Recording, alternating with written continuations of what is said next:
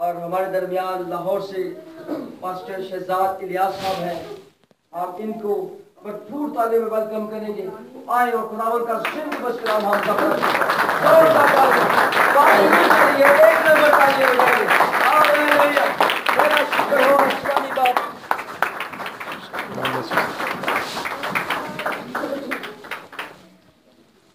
تشریف رکھیے. میں بہت کوئی لمبا پیغام نہیں سناؤں گا. ابھی ہم پیچھے بھی ایک جگہ پہ عبادت کر کے آئے, میں نے مختصر پیغام سنایا. کیوں جی سر جی؟ میری یہاں پہ بھی پلاننگ یہی ہے کہ میں ایک مختصر پیغام سناؤں تاکہ ہم خدا کی آواز کو سن سکیں. پہلی بات جو آپ سے کرنا چاہتا ہوں وہ یہ کہ مجھے بہت خوشی محسوس ہوئی جب بھائی ایرک ہمیں یہاں پر لے کر آئے اور ہم نے اوپر سے آپ لوگوں کا یہ چرچ دیکھا.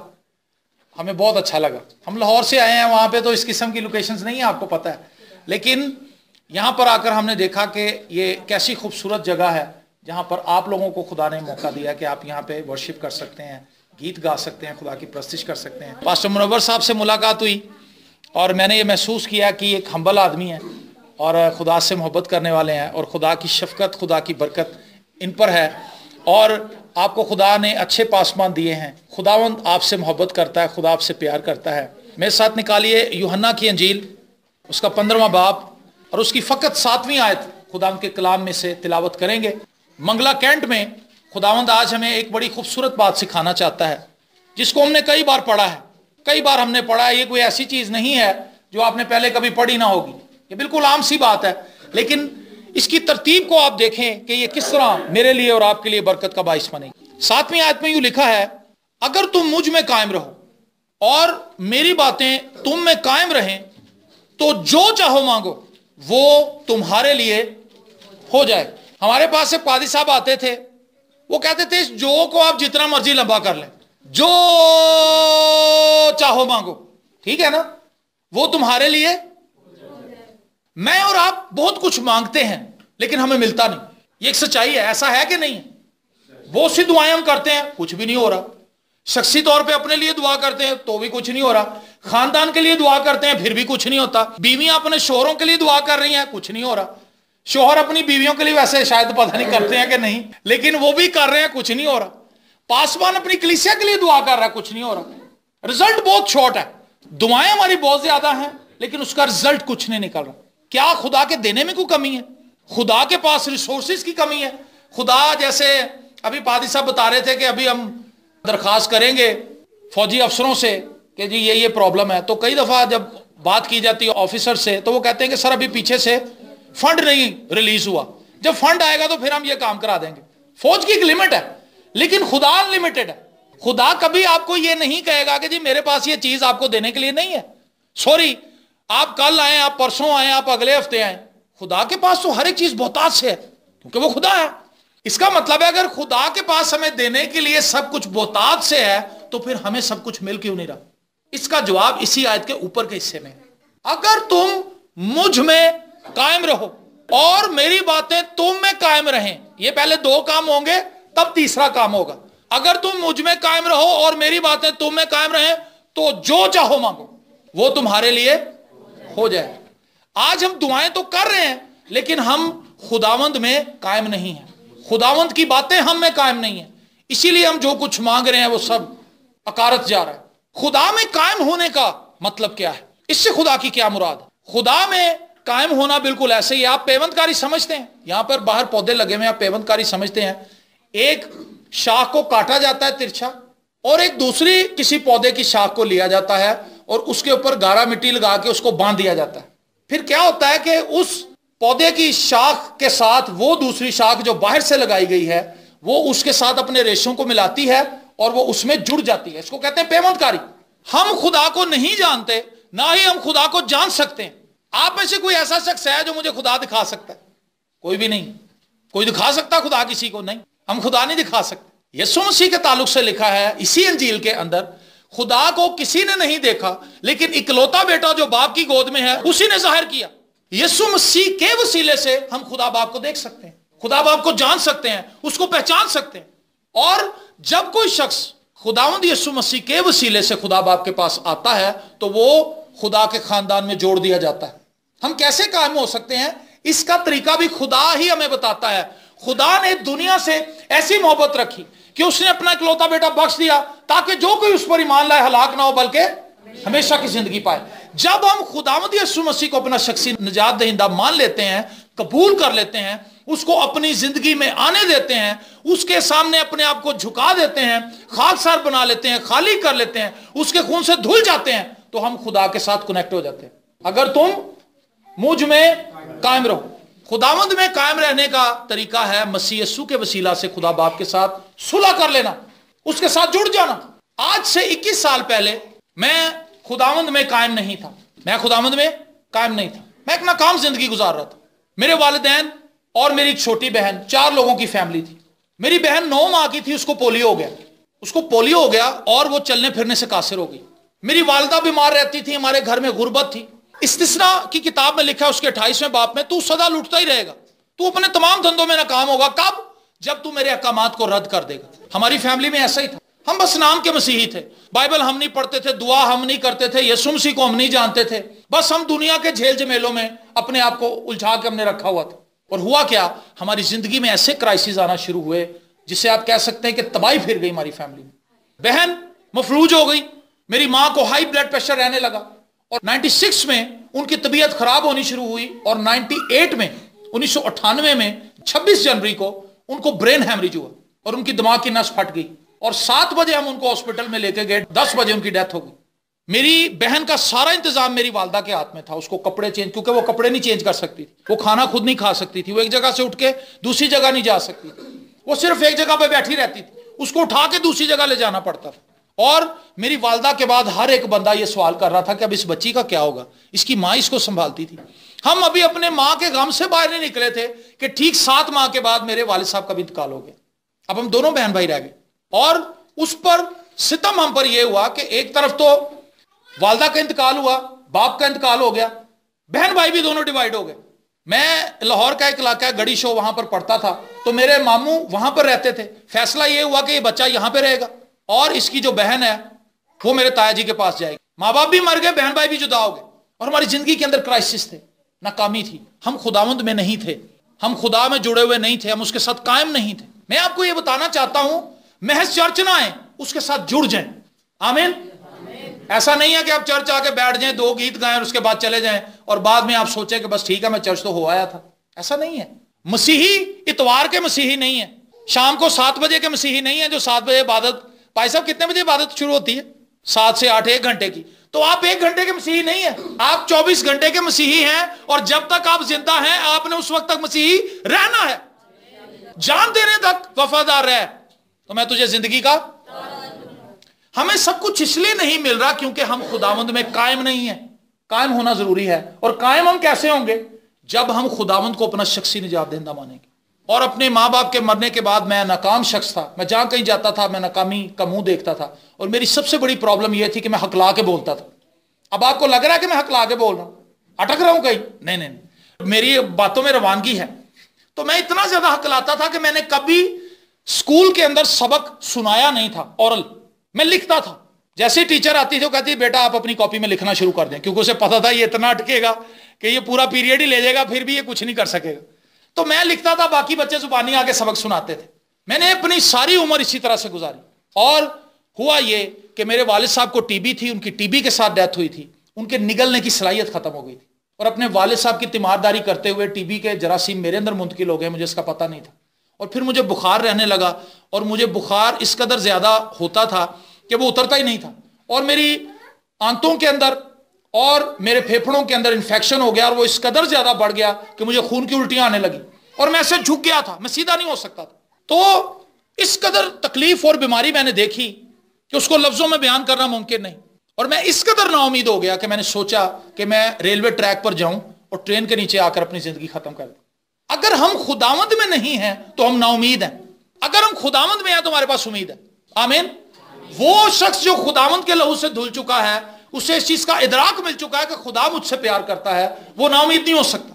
اور میں چونکہ خداوند کو نہیں جانتا تھا، اس لیے میں نا امید ہو چکا۔ آج آپ کو بہت سے لوگ اپنے ارد گرد نظر آئیں گے جو نا امید ہو کر اپنے بچوں کو خود اپنے ہاتھ سے زہر دے دیتے ہیں، کیونکہ انہیں کوئی امید نہیں نظر آ رہی ہوتی، انہیں زندہ رہنے کا کوئی مقصد سمجھ نہیں آ رہا ہوتا۔ वो अपने आप को खत्म कर लेते हैं, वो अपने आप को मार लेते हैं। मैंने भी ये फैसला किया कि मैं ट्रेन के नीचे आकर अपने आप को मार लूंगा। और रात 1:30 बजे जनवरी 99 में मैं उस रेलवे ट्रैक पर जो मियां मीर कॉलोनी में है जाकर लेट गया और मैं ट्रेन का इंतजार कर रहा था। और मैं एक नाउमीद नौजवान था, माँ बाप मर चुके थे, बहन अपाहिज थी, टीबी मुझे खा चुकी थी, जेब में मेरे पैसा कोई नहीं था, इलाज कराने के लिए मेरे पास पैसे नहीं थे। और जिस डॉक्टर के पास मैं गया उसने कहा बेटा आपने आने में बहुत देर की है, आपके पास 1 हफ्ता या 10 दिन है, इससे ज्यादा आप नहीं जी सकते। मैंने कहा 10 दिन भी तकलीफ उठाने से बेहतर है पहले ही मार जाऊं।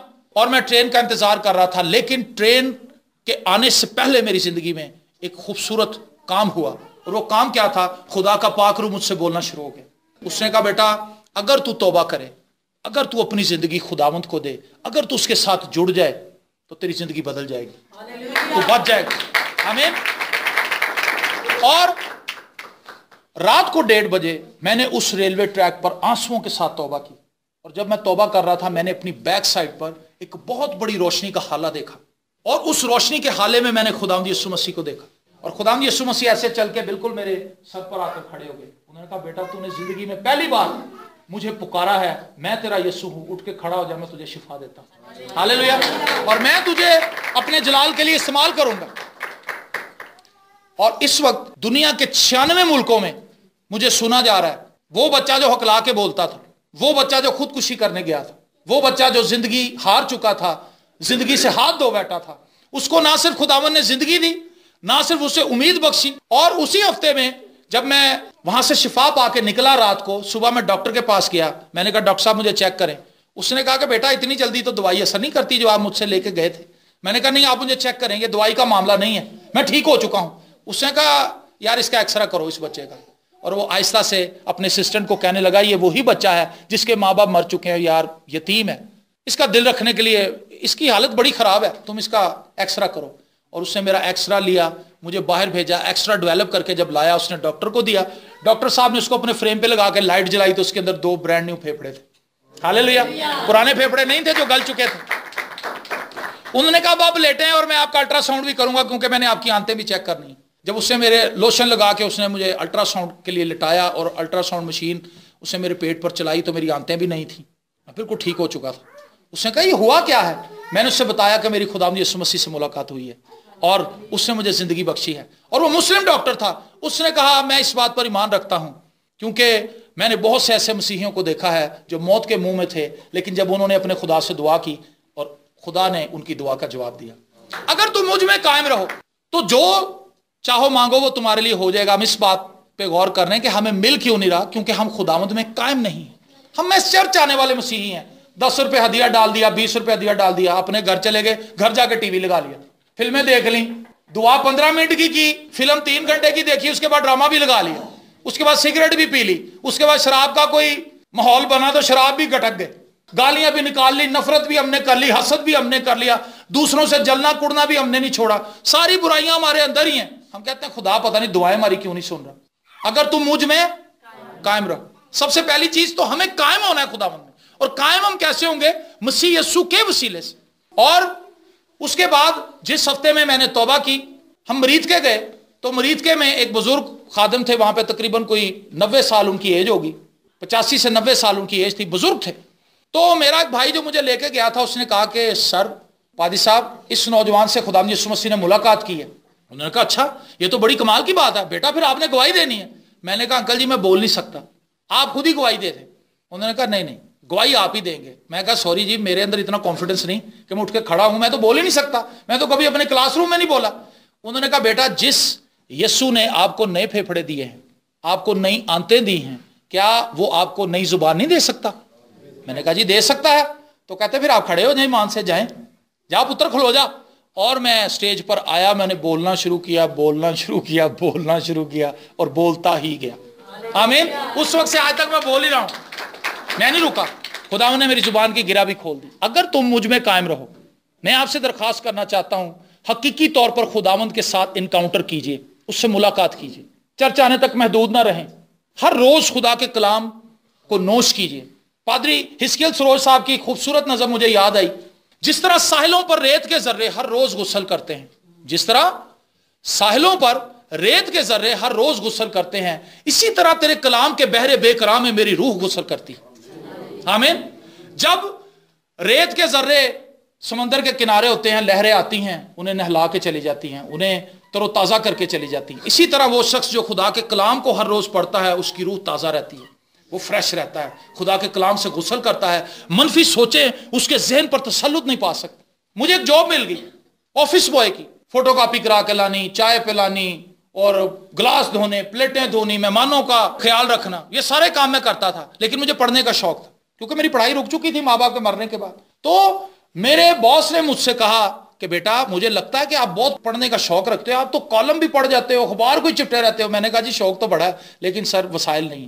اس نے کہا کوئی بات نہیں، آپ کتابیں لے کر آؤ اور آپ پڑھو۔ میٹرک کی کتابیں لے کر آیا، میٹرک کے میں نے امتحان دیے، پاس ہو گیا۔ پھر میں نے ایف اے کیا وہاں سے، پھر میں نے وہاں سے بی اے کیا، پھر میں نے وہاں سے ماسٹرز اردو کیا، پھر میں نے وہاں سے بی ٹی ایچ کیا، پھر اس کے بعد میں نے ایم ڈب کیا۔ تھا وہ مسلم بندہ لیکن خدا نے اس کے دل کو میرے لیے کھول دیا۔ اگر تم مجھ میں قائم رہو، اگر تم، تو یہ ساری چیزیں آپ کے ارد گرد ہوں گی، تم ہنوز کہہ بھی نہ چکو گے میں تمہاری سن لوں گا۔ ہمارا آج لنک خداوند کے ساتھ نہیں ہے، لنک مسنگ ہے۔ اگر آپ 7 نمبر کا ڈیجٹ نہ ملائیں، 6 ملائیں، تو آپ کے تو کال نہیں ملتی کسی دوسرے بندے سے، خدا سے ملاقات کیسے ہوگی بتائیں مجھے۔ 7 نمبر اگر آپ پورے نہ ملائیں، 1 نمبر بھی اس میں سے مس ہو جائے تو آپ کی کسی انسان سے بات نہیں ہو سکتی۔ خدا سے کیسے ہمارا رابطہ ممکن ہو سکتا ہے؟ سوچیں ذرا۔ خدا نے خود ہمارے لیے ممکن بنایا کہ ہم اس کے بیٹے کے وسیلہ سے اس کے پاس آئیں، ورنہ دنیا تو آج خدا کو ڈھونڈ رہی ہے اور ان کو خدا کا کوئی سرا نہیں مل رہا کہ کیسے خدا کو جانیں، کیسے خدا کو خوش کریں۔ لیکن مسیح یسوع کے لہو کے وسیلہ سے جب ہم پر مسیح یسوع کا خون آ جاتا، خدا خود ہی خوش ہو جاتا ہمیں دیکھ کے۔ او یہ وہ بیٹی ہے جس نے میرے بیٹے کے لہو کو اپنے اوپر لیا ہے، یہ وہ بیٹی ہے جس نے میرے مہیا کردہ نجات کے پلان کو قبول کیا ہے۔ اگر تم مجھ میں قائم رہو، دوسری بات، اور میری باتیں تم میں قائم رہیں۔ پہلی بات تو ہم نے خداوند میں قائم ہونا ہے، دوسری بات ہم نے خداوند کے کلام کو اپنے دل میں اس طرح سے محفوظ کر لینا ہے جیسے ہم بہت سی چیزوں کو، سٹوریز کو اپنے ذہن میں محفوظ کر لیتے ہیں، ہے نا۔ ہمیں ایکٹروں کے نام یاد ہیں، ایکٹریسز کے نام یاد ہیں، گانوں کے بول یاد ہیں، گیت ہمیں یاد نہیں، بائبل کے کردار ہمیں یاد نہیں۔ جب میں خداوند میں آیا تو آپ بلیو کریں، ماں باپ تو میرے مر چکے تھے، میں کمرے میں رہتا تھا، یہ جو بک ہے مجھے لگتا تھا کہ اس کے علاوہ دنیا میں میرے لیے اور کوئی چیز نہیں۔ میرا آفس 9 بجے لگتا تھا، 9 بجے میرا آفس لگتا تھا، میں صبح 6 بجے پہنچ جاتا تھا، چابیاں میرے پاس ہوتی تھیں، میں 6 بجے جا کے بائبل پڑھنا شروع کر دیتا تھا، 3 گھنٹے میں بائبل پڑھتا تھا آفس کھلنے سے پہلے۔ پھر وہاں پہ صفائی والا آ جاتا تھا، وہ صفائی کرتا تھا، میں ڈسٹنگ کرتا تھا، ڈسٹنگ کرنے کے بعد میرے باس نے 9:30 بجے سے لے کے 11 بجے کے درمیان آنا ہوتا تھا، میں پھر بائبل پڑھنی شروع کر دیتا تھا، اور جب وہ آ کے ڈاکومنٹس لے کے ڈرائی پورٹ چلے جاتے تھے میں پھر بائبل پڑھنی شروع کر دیتا تھا۔ دوپہر 12 بجے تک میں بائبل پڑھتا تھا، اس کے بعد کھانا لینے جاتا تھا، کھانا لے کے ان کے گھر سے واپس آتا تھا، پھر آ کے بائبل پڑھنی شروع کر دیتا۔ بائبل میرے آفس میں میرے ٹیبل پہ بند نہیں ہوتی تھی۔ 13 سال میں نے وہاں پر کام کیا ہے، 13 سال یہ بائبل کھلی رہی ہے وہاں پہ، آمین، اور میں اسے پڑھتا رہا ہوں۔ آپ بلیو کریں جب میں رات کو کاؤنٹنگ کرتا تھا کہ میں نے کتنے چیپٹرز پڑھے ہیں، سم ٹائم وہ 250 ہوتے تھے، سم ٹائم وہ 300 چیپٹر ہوتے تھے۔ اگر تم مجھ میں قائم رہو اور میری باتیں تم میں قائم رہیں۔ مجھے کلام کی آیتیں خود بتاتی تھیں کہ میں فلانی جگہ پہ بھی ہوں، مجھے ریفرنس بائبل کی ضرورت نہیں پڑتی تھی۔ اس قدر زیادہ یہ کلام میرے اندر رچ بس گیا تھا، مجھے لگتا تھا کہ میں اس کے بغیر میری زندگی کچھ نہیں۔ ابھی میں اور بھائی ڈیوڈ راستے میں بات کر رہے تھے کہ انسان صرف روٹی سے ہی جیتا نہ رہے بلکہ ان باتوں سے جو خدا کے منہ سے نکلی ہیں۔ ایک مسیحی ایماندار کے لیے خدا کا کلام اتنا ہی ضروری ہے جیسے کسی عام شخص کے لیے روٹی۔ میرا یہ سوال ہے کلیسیا سے، آپ دن میں کتنی بائبل پڑھتے ہیں؟ خدا کے کلام کو آپ کتنا زیادہ پڑھتے ہیں، کتنا زیادہ اس کو میمورائز کرتے ہیں؟ آپ لوگوں سے پوچھیں آپ دعا کرتے ہیں؟ ہاں جی سر کرتے ہیں دعا، رات کو میں سونے سے پہلے دعا کرتی ہوں، کرتا ہوں۔ بائبل پڑھتے ہیں؟ نہیں کافی دن ہو گئے وہ نہیں میں نے پڑھی۔ میں ان سے پوچھتا ہوں کیا آپ نے پچھلے ہفتے روٹی کھائی تھی؟ کہتے ہیں نہیں جی روٹی تو میں ڈیلی کھاتا ہوں، 3 ٹائم کھاتا ہوں، اور کئی بار 3 کھا جانا ایک ٹائم نہیں۔ لیکن جب بائبل پڑھنے کی باری آتی تو ایک چیپٹر نہیں ہم سے پڑھا جاتا۔ اگر تم مجھ میں قائم رہو اور میری باتیں تم میں قائم رہیں، یہاں پر ایک بھید ہے جو میں آپ کو بتانا چاہتا ہوں۔ اگر ہم میں خدا کا کلام ہوگا تو ہم خدا کے کلام کے مطابق ہی دعا کریں گے۔ جب ہم خدا کے کلام کے مطابق دعا کریں گے تو یہ کیسے ممکن ہے کہ خدا جواب نہ دے؟ سمجھ آئی آپ کو بات؟ اگر تم مجھ میں قائم رہو اور میری باتیں تم میں قائم رہیں۔ ایک اچھی دعا کرنے کے لیے ہمیں خدا کے کلام کی انڈرسٹینڈنگ ہونا بہت ضروری ہے۔ اگر ہم خدا کے کلام کو نہیں جانتے تو ہم دعا نہیں کر سکتے۔ ایک بھائی آیا، وہ کہنے لگا جی میں سر بڑی دعا کر رہا ہوں، آپ بھی میرے ساتھ متفق ہو جائیں۔ ہم نے کہا جی کیا دعا کر رہے ہیں؟ کہتا جی اصل میں وہ کوئی ہے بات۔ ہمیں جب اس نے نہیں بتایا ہمیں سمجھ آ گئی کہ کوئی اور ہی بات ہے۔ ہم نے کہا نہیں بھائی بتا، پھر ہم دعا کریں گے تیرے ساتھ۔ उसने कहा जी असल में हमारे पिछले मोहल्ले में एक मुस्लिम लड़की रहती है, वो मुझे पसंद आ गई, तो मैं उसके लिए रोजे रख रहा हूं।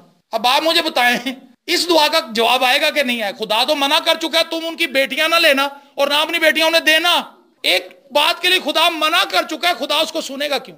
अगर वही बच्चा कलाम पढ़ता होता तो वो कभी रोजा ना रखता इस काम के लिए, क्योंकि उसे पता होता कि खुदा ने ये नहीं करना। एक मुस्बत दुआ करने के लिए, एक बेहतरीन दुआ करने के लिए जरूरी है कि हम खुदा के कलाम को डेली पढ़ें, ताकि हम वो दुआएं कर सकें जो खुदा की मर्जी के मुताबिक हैं। हम ये दुआ नहीं करते कि खुदावन पाकिस्तान में तू खिदमत के अंदर बेदारी भेज, फसल तो बहुत है, काटने वाले कम है।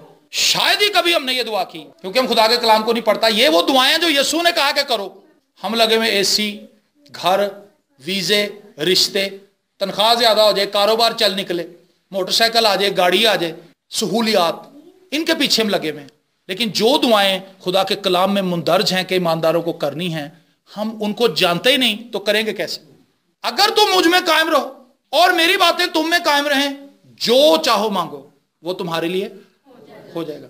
आपको समझ आ गई बात? मैं आपको इस बात के लिए आज उभारना चाहता हूं, ईमानदार होने की हैसियत से आपकी नजात का जो पैकेज है उसको डिस्कवर करने की कोशिश करें कि इसमें क्या कुछ खुदा ने मेरे लिए रखा है। मेरी और आपकी नजात महज यीशु मसीह के खून से है, लेकिन इसमें हमारे लिए सब कुछ है। क्यों जी भाई साहब, मैं सही कह रहा हूं? मसीह यीशु के खून के वसीला से जब हम धुल जाते हैं, हमारे अंदर इतनी दिलेरी आ जाती है कि हम खुदा के तख्त के सामने दिलेरी से हाजिर हो सकते हैं। और वो शख्स जो दिलेरी से हाजिर होता है, उसको ये पता है कि मैं अपने बाप के पास जा रहा हूं। इसलिए आइए आज हम अपनी जिंदगी पर गौर करें। हो सकता है हम ये समझते हों कि हमारा खुदावंद से बड़ा अच्छा ताल्लुक है, लेकिन कभी हमने ऐसा ना सोचा। अगर हमारे रिश्ते में जो खुदा के साथ हमारा रिश्ता है कहीं कोई कमी कमजोरी है, तो आज खुदावंद आपको मौका दे रहा है। आप खुदावंद के साथ जुड़ जाएं, उसके साथ पेवस्त हो जाएं और उसकी बातों को अपनी जिंदगी में इस तरह से लें जैसे हिरनी पानी के नालों के पास जाती है, क्योंकि वो प्यासी होती है, उसको कुछ और चीज नजर नहीं आ रही होती। इसी तरह जब हम खुदा के कलाम को अपनी जिंदगी पर तारी कर लेंगे, हम खुदा का कलाम ही बोलेंगे। जब खुदा का कलाम बोलेंगे तो सुनने वालों पर फजल होगा, सुनने वालों के बंधन टूट जाएंगे, सुनने वालों को आजादी मिल जाएगी, सुनने वालों को छुटकारा मिल जाएगा। और जब हम बोल रहे होंगे खुदा का कलाम, तो हमारी जिंदगी के बंधन भी खुल जाएंगे। खुदा का कलाम इस कदर जोरावर है, बंधनों को तोड़ देता है, जकड़े हुओं को आजाद कर देता है, गिरे हुओं को उठाता है। सो जिसके अंदर कलाम है, यीशु मसीह ने कहा जिसके अंदर जो है वही बाहर निकलता है ना? अगर हमारे अंदर बुराइयां भरी हुई हैं तो बुराइयां ही निकलनी है। अगर हमारे अंदर खुदा का कलाम है तो हमारे अंदर से खुदा का कलाम निकलेगा, और जब कलाम निकलता है तो वो बेतासीर कभी वापस नहीं आता। आइए अपनी आंखों को बंद करें और हम सब दुआ मांगें।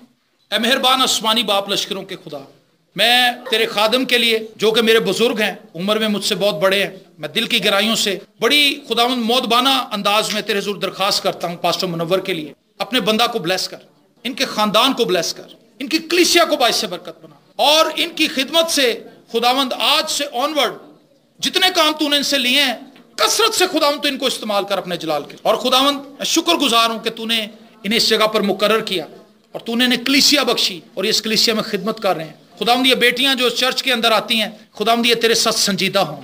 ये बेटे जो चर्च में आते हैं ये संजीदा हों, और खुदावंद ये ना सिर्फ मंगला में बल्कि पाकिस्तान की इंतहा में जाकर अंजील की बिशारत दें। और खुदावंद जब हम तेरे हुजूर झुकें, हमें वो खुशी और शादमानी मुयस्सर हो जो किसी बेटे को अपने बाप के पास जाकर मिलती।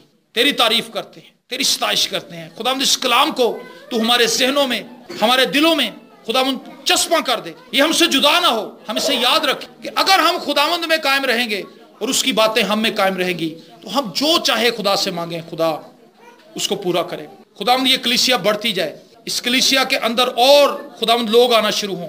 ना सिर्फ खुदावंद वो लोग जो यहाँ पर आते हैं, और लोग भी यहाँ पर आए, और यहाँ पर जो लोग आते हैं जाकर गवाही दें, बाहर अपनी फैमिलीज में, अपने रिश्तेदारों में जाकर बताएं कि यीशु कौन है, और अपनी गवाही से बहुत से लोगों को ये विन करें तेरे जलाल के लिए। और खुदावंद पूरे पाकिस्तान के अंदर मसीही बढ़ते जाएं, मसीही बढ़ते जाएं।